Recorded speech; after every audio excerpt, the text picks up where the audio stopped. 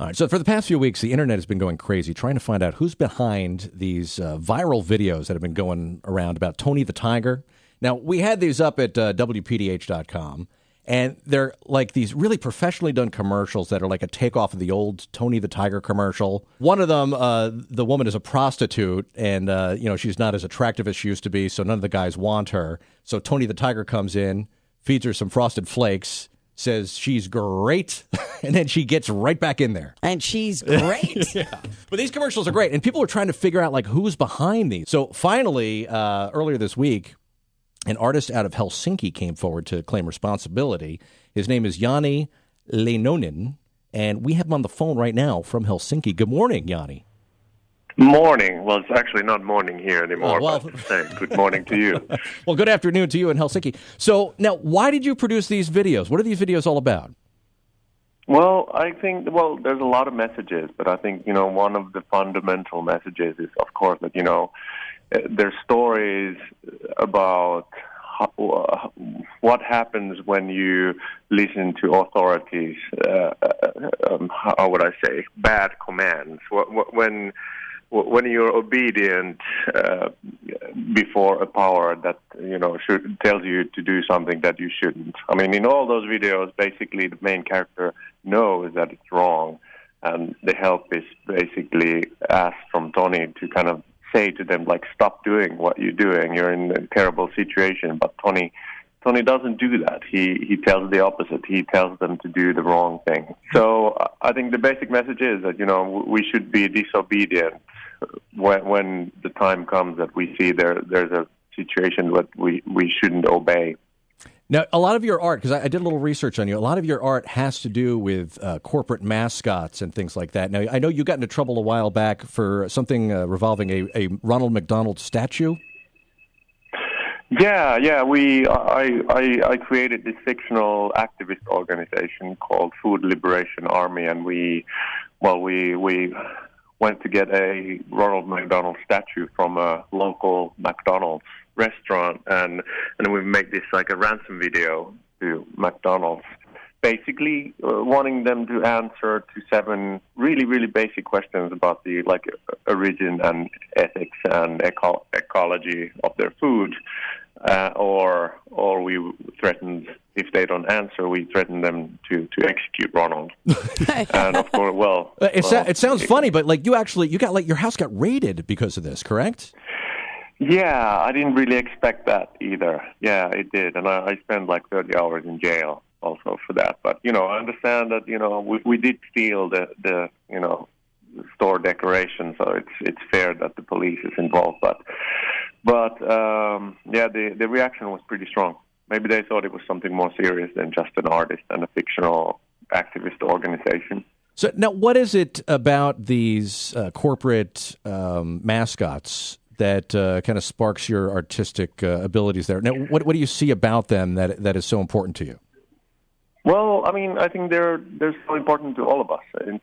It's really. I'm actually here right now. I have an exhibition called School of Disobedience here in the Contemporary Art Museum in Helsinki, and it's really interesting to see the kids who are very skeptical towards art initially, and when they come to this exhibition, they totally forget that they're in an art exhibition, and they can suddenly deal with really complex and problematic topics, and they start automatically talking about them. So I think these brands and their characters are so important to us. We build our identities around them. We whatever we think, whatever our political ideology or sexuality or race is, there's always a product for us. Do you think that these mascots are too important to us? Well, in many ways, yes. I mean, I guess. I guess we live in a consumerist culture in many ways, but I don't know. We always had, symbols. I mean, they were maybe before they were national symbols, but now these corporate mascots have kind of replaced it. What I love about the kind of art that you do, because I appreciate art, but I'm not the kind of guy who could walk into a gallery and feel like I'm like included in that society, I guess. But your art is very inclusive. Like you were involved in that Dismaland project that Banksy put on over in Europe, which kind of like over here in the States, everyone was talking about that as well. It was like this giant like fake Walt Disney World, but like a really depressing version of Walt Disney World with like creepy rides and different displays. How did you get involved in that? Well, I got invited by Banksy. I just got a email from him, and then I said yes. Basic story. So Banksy just emails you. Well, yeah, there was a how do you say, a front man always between us. I didn't actually meet him personally or talk to him personally, but yeah, there was a I got his emails directed by somebody else. All right, now adding to the mystery. I have to ask you this question because I when I was researching online a little bit, there are some people who believe that you actually are Banksy, and this is your alternate identity, and you also are Banksy. Well, I never heard of this. This is funny. It's always interesting to me how creative the receiving end can be, and they can interpret the pieces so many ways that I never even thought of. That's not a no. This is what This is what I love about this kind of art, Rob, because you never know what's coming up next, where it's coming from, but it really makes you think about all these different like social issues. Now, do you consider yourself an activist first or an artist first? Well, I don't know. There's a problem with the word activist. I mean, we live in a citizen society. I mean, it's not like the trying to change the world is only like for this group of people called activists. I think we're all citizens, and we should all realize that we have the power to change the society. Sometimes the word activist is kind of a marginalizing, social activity. So I don't know, but I guess I'm both. I don't really. It's sometimes when you do stuff, it's more about the content. It's not really what do you define it to be. What box do you want to put it in? So I don't. You can do that labeling. It's fine for me. I think you're an artivist. Oh boy! I made up a word for you. That sounds really good.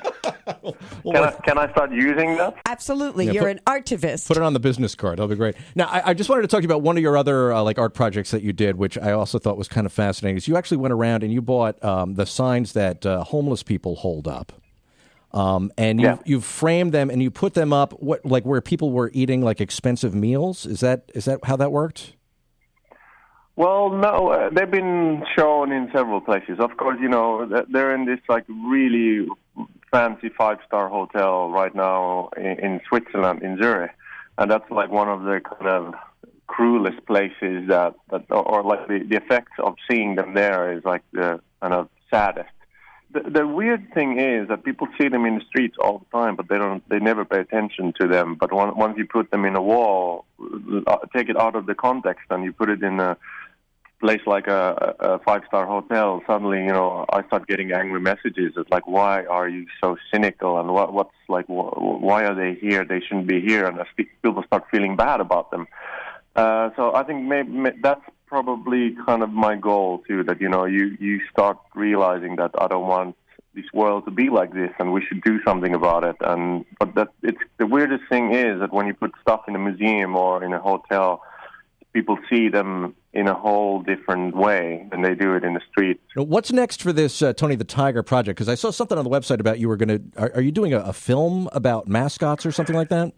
Yeah, I've been working with corporate mascots so long that I thought like maybe it's the time to do a feature film with them or about more of them. So it's kind of a weird mix of documentary film. We're interviewing people who actually worked for corporate mascots for a long time, and maybe they shift sides or. They're not all like shocking revelation stories about, corporate marketing. It's going to be an interesting project to kind of mix this documentary material with the fictional material. All right, well, keep us posted because I'm interested in seeing this when it comes out. Yani Leinonen, thanks so much for joining us this morning. You may or may not be Banksy, but we're big fans. So, so either way, so thank you. Thank you. The Boris and Robyn Show on 101.5 WPDH.